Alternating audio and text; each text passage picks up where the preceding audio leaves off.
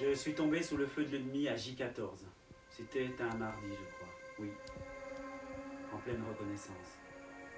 J'avais combattu comme un lion toute la journée avec brio. Avec brio, mais seul face à toute une armée de Covid. Les vagues arrivaient les unes après les autres, rien ne les arrêtait, c'était un raz-de-marée.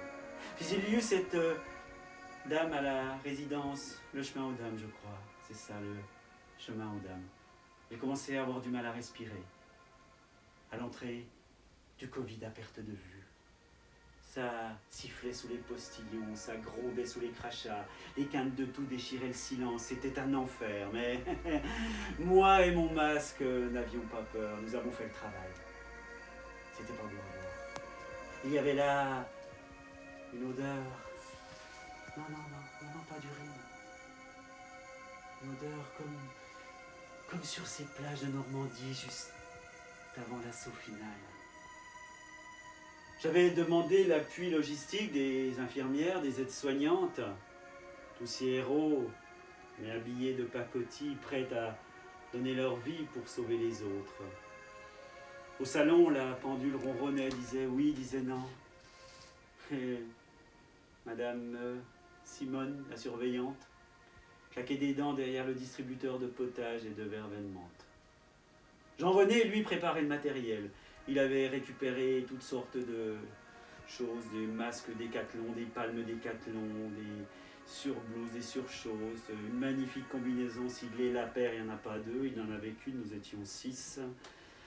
Il était en train de bricoler un aspirateur de l'EHPAD qu'il pensait transformer en respirateur. Je lui avais conseillé de ne pas mettre les palmes pour l'assaut. Il se tenait prêt, flash thermomètre à la main. L'ambiance était lourde. On entendait au loin résonner le générique déchiffré des lettres. L'émission passait en boucle depuis 12 jours maintenant. 12 jours. Non, Ryan, je ne me mettrai pas de Charlotte, non, pas la peine. Tu trouves que j'ai déjà passé l'air con comme ça?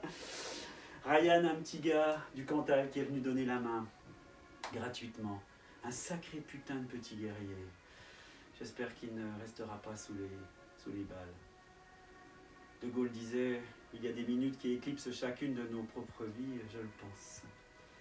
Je fis un clin d'œil à Jean-René.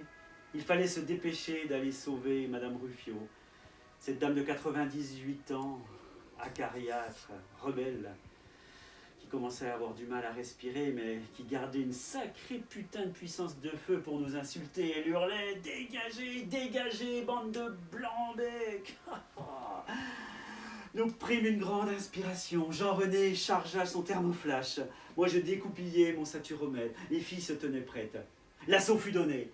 De part et d'autre, ça grondait, ça toussait, ça crachait, ça pétait. Ryan fit le tour pour prendre l'ennemi à revers, mais glissa sur un dentier qui traînait là au milieu. Il se fracassa contre une chaise percée. Et moi, j'hurlais, non, il faut sauver le soldat Ryan, il faut sauver le soldat Ryan. Je pris un éternuement en pleine figure et fus contaminé à mon tour. Madame Ruffio fut sauvée. Mission accomplie. Les filles avaient été très extraordinaires. 3 jours après, j'avais 39.